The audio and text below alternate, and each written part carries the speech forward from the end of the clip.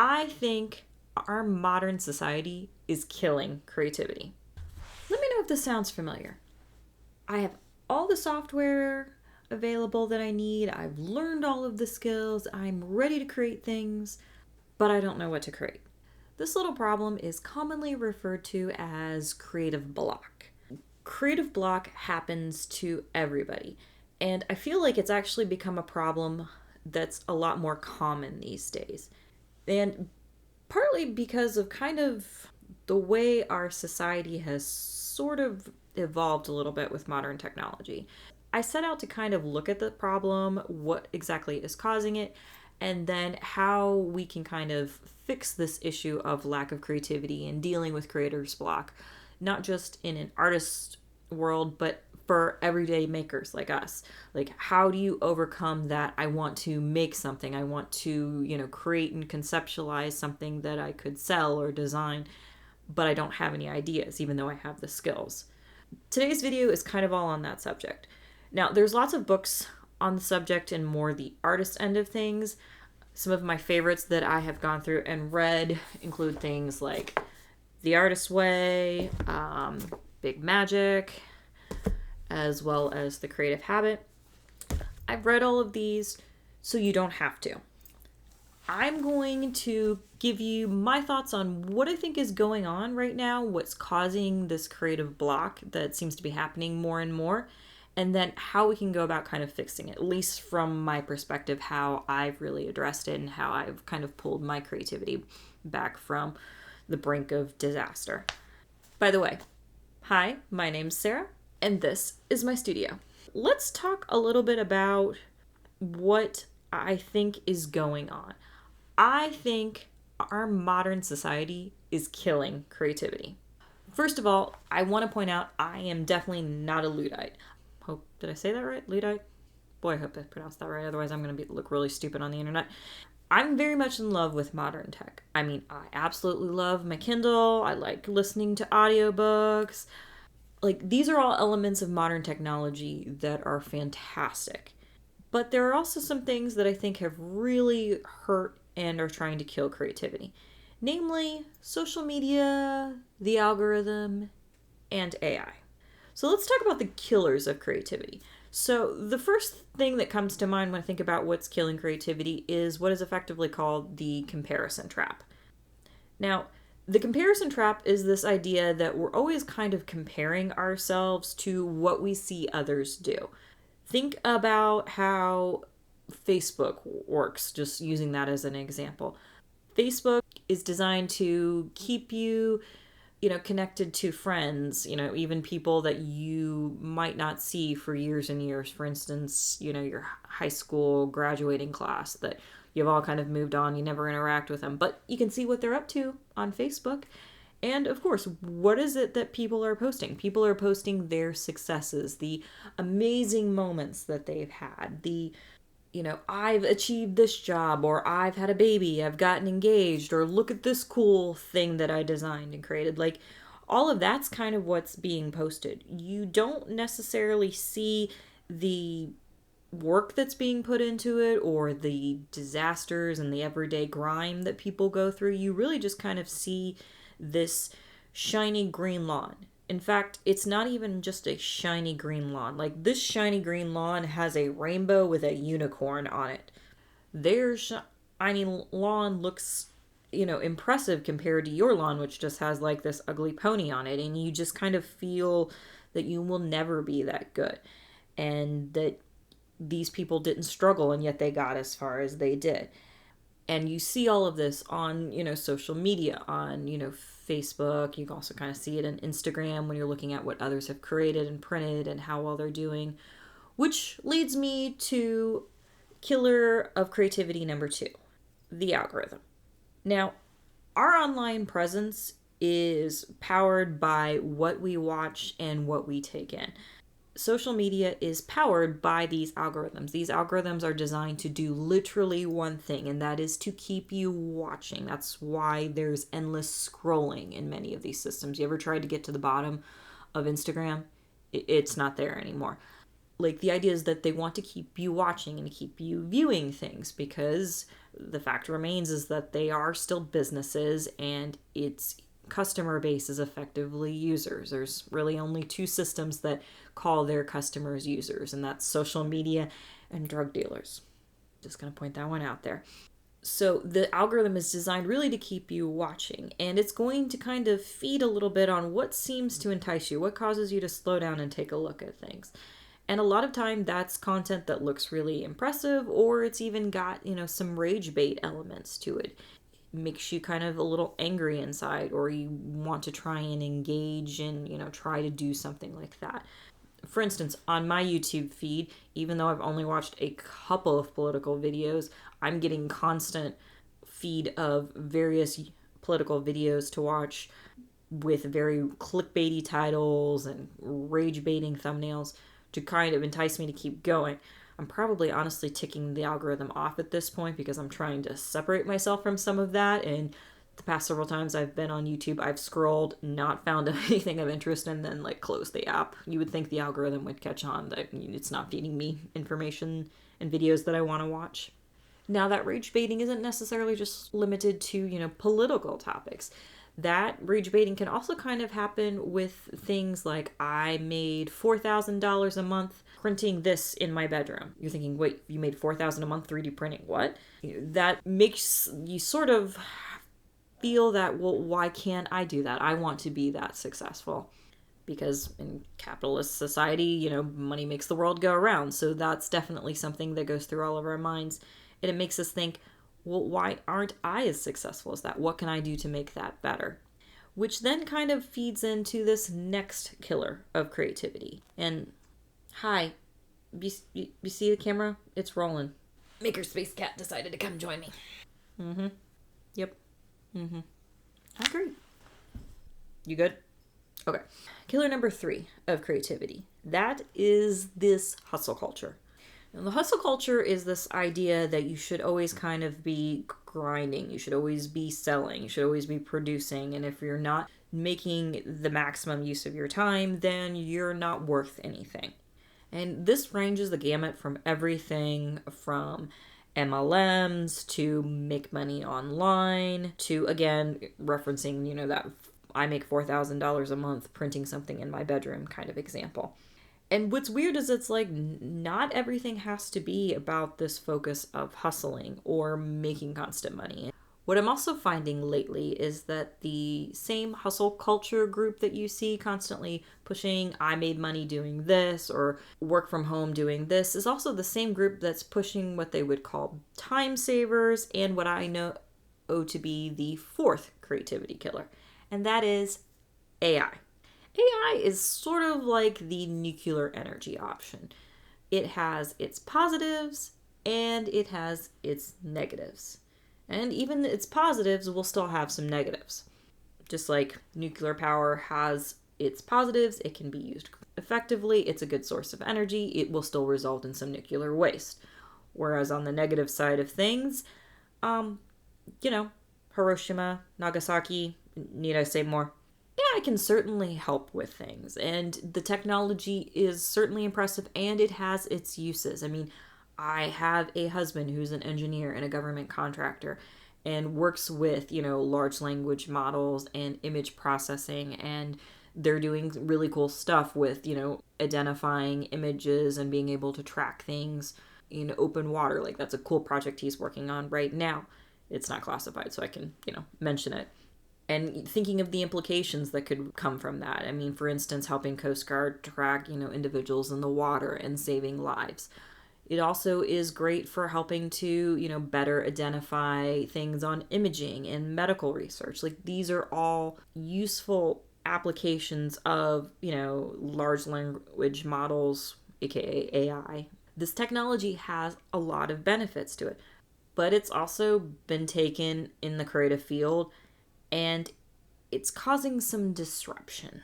There are a lot of channels that are starting to do what I refer to as AI slop, where they're spitting out these videos in mass quantity with AI generated content that's very brain rot material, I guess would be the right way to put it.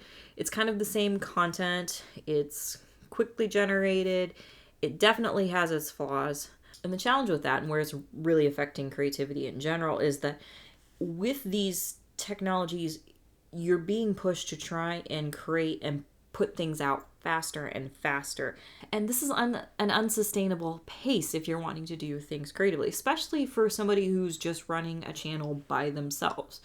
I mean, I'm a one-woman show here. Like, I generate the ideas, I film them, I script them from time to time, or at least, write a pile of notes. And then I have to go through the editing process, the uploading process, figuring out all the stupid SEO so you guys actually get my content, and generating the thumbnails, which, no offense, but why is thumbnail design so annoying? Thumbnails and the click me attitude, just like the colors, it's just like it burns us. It burns us. Why can't I post an appealing looking image with maybe just a little bit of text and that be sufficient? Why does it have to have the bright screaming colors of click me? With the YouTube algorithm and with social media algorithms, honestly, in general, because it's generated faster, even though it's poor quality, you're kind of getting rewarded a little bit because it can look a little clickbaity and you're putting more out there, so it's getting in front of more eyes. And as a result, there's this push that you need to produce more and more at an unsustainable pace. And on top of that, then we're just kind of exposed to the same slop over and over again. This unsustainable pace is not good for, your creative brain. Like, you're not designed to produce things that quickly, at least just as a one-person show. So now that I've identified the killers of creativity, the question then becomes, how do we save creativity and how do we generate new ideas? After reading through books and playing around with things, I've come up with a 4-step process that I think is going to work. Step 1, purge the poison well. What you put in, what you consume, all of that fills this well of creativity, essentially. It's a concept that's brought up in Julia Cameron's The Artist's Way, is the well. What we need to do is stop effectively poisoning the well. Now, we can't escape AI slop. It's there. I mean, YouTube is trying to crack down on it a little bit and demonetize using AI-generated content, so perhaps maybe things will start getting a little clearer. There will be less pollution, if you will, but we're never going to be able to escape it. But that doesn't mean we have to make it or watch it. It also means we don't have to constantly browse social media or be notified of every little post. You can control your notifications. You can turn all of that off. In fact, I highly recommend turning it off, stepping away from that content. We don't always have to be hustling. We can design something just for the fun of it. I can create a dumpster fire rainbow kitty pin because I want to, and I think it will look cool on my backpack. I don't necessarily have to sell it. It can just be a cool design that I want to create, or maybe I want to share with some of my colleagues, because, sometimes you just need a dumpster fire rainbow kitty pin to look at and think, yep, that's kind of how life's going right now. Book recommendation wise, how do we purge the poison well? Julia Cameron, in her Artist's Way, recommends doing what she calls the morning pages. This is this concept of writing 3 pages of long-form free writing.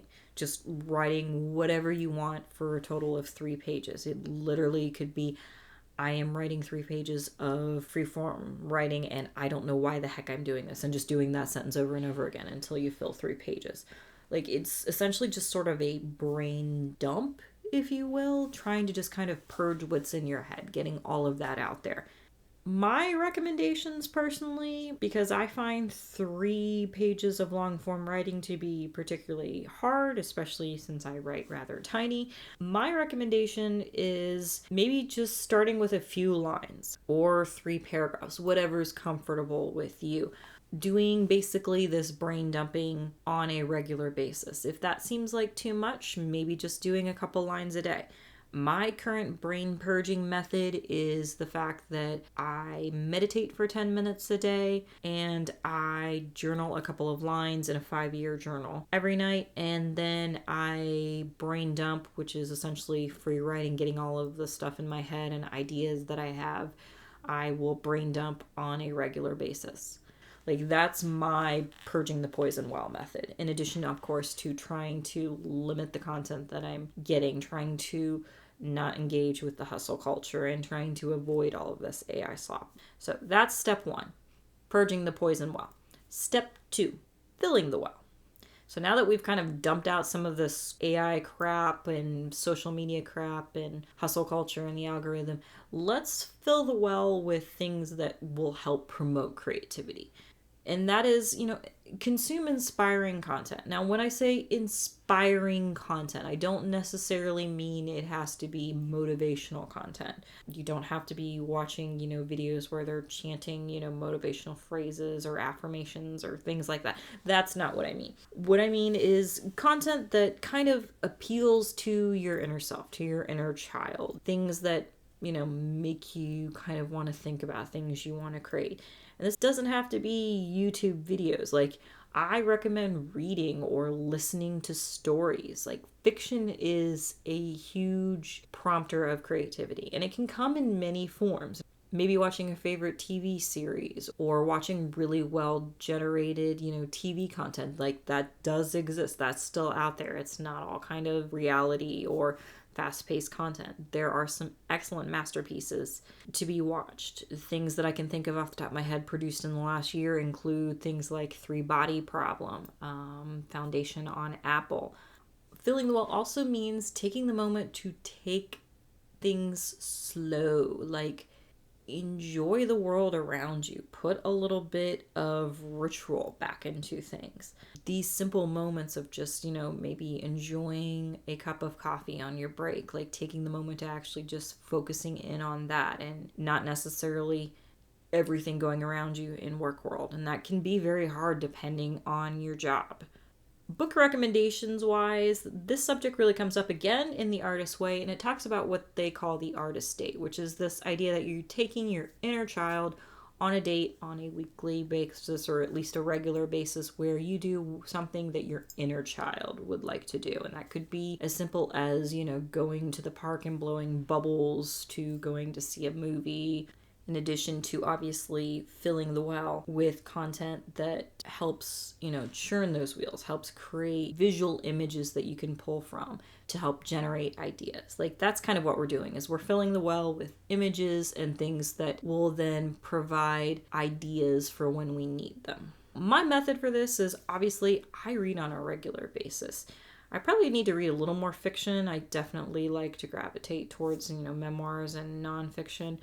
But reading fiction is a great way to fill the well. And again, watching quality made movies or quality made TVs, or going back to things that we enjoyed in our youth. Another thing I recommend is slowing down and taking time to enjoy moments in nature. I mean, that could be anything from going for a walk in the park to just kind of sitting back and listening to a thunderstorm. Now that we have filled the well, it's time for step 3 in the creativity process, and that is to draw from the well freely. So we've filled the well with things that we can work with, and a full well will have ideas and imagery and ideas that you can pull from when you need it. When those ideas come, you're going to want to take some time to usually write them down. Sometimes ideas come from out of nowhere, and they might be sort of fleeting, and it might be one of those where it's like, oh, I should really kind of remember that in the future because I can't address it right now. So it's worth kind of writing these ideas down. I recommend to keep a notebook of things, a notebook of ideas. If you can't play around with the idea, at the very least, have a page where you kind of write things down, and then you can play with them later. I personally call it my engineering notebook, and right now this is the one that I'm working in. It's a simple hardback book, dotted grid, and I've got pages in here where I kind of just, list my ideas for whether it's for videos or for projects to be. And then I'll take those ideas and sometimes I'll expand with them, making lots of detailed notes. So that's a great way to play around with ideas and at least capture them for moments in the future. Like, if I can't work with an idea like hot and fast right now, then I can at least set it aside and come back to it later. Now, keep in mind, with some ideas, there might be a bit of a shelf life. To paraphrase Elizabeth Gilbert in Big Magic, ideas are almost sort of living organisms. Like, they kind of float around in at least what I refer to as the zeitgeist. They are often looking for people where they can work and, sort of feed through them. She gets very woo-woo with this. But at the very least, ideas are certainly floating around in the zeitgeist. And they might have a shelf life where an idea will come to you and it will seem like a great idea and you'll write it down thinking, oh, I'll get to it soon. And then you'll come back much later only to kind of look at the idea and be like, well, this is kind of dead. Or you might even look at this idea and see that somebody else has already acted on it because you've waited too long and the idea is gone and looked for somebody who can act on it.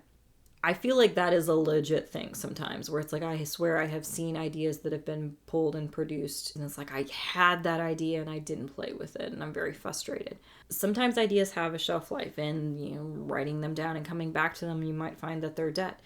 But sometimes those ideas can also be revived. They may seem dead and they might sit on that paper and you don't cross them off and you come back to them later and only to find that idea has come alive again and it might be worth exploring. Keep things stored in a notebook or something that, you can come back to them so that when you're looking for, wanting to do something creative but you don't necessarily have an idea at the time, that's a good pull from is this list of ideas that have come to you, things that you have drawn from the well. And sometimes looking at this list of ideas will then make you, draw from the well again. You'll start thinking of images or ways to implement this idea. Like that's kind of important is, drawing from this well. And don't be afraid of working with an idea. It is important to work with an idea, work with a concept, and create without judgment.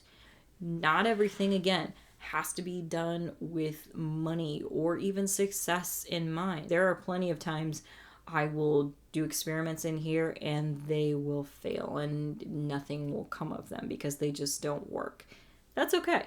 It's still an idea. It's still a project that I pursued.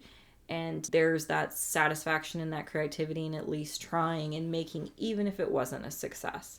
With that, it's important to keep that authenticity going, showing that things can fail and not everything is, perfectly done right out the bat. The successes that you see on social media have a pile of dead bodies behind them. It often takes more than one iteration to get to the piece of art or narrative shown on social media. Like all of this has iterations that you don't see.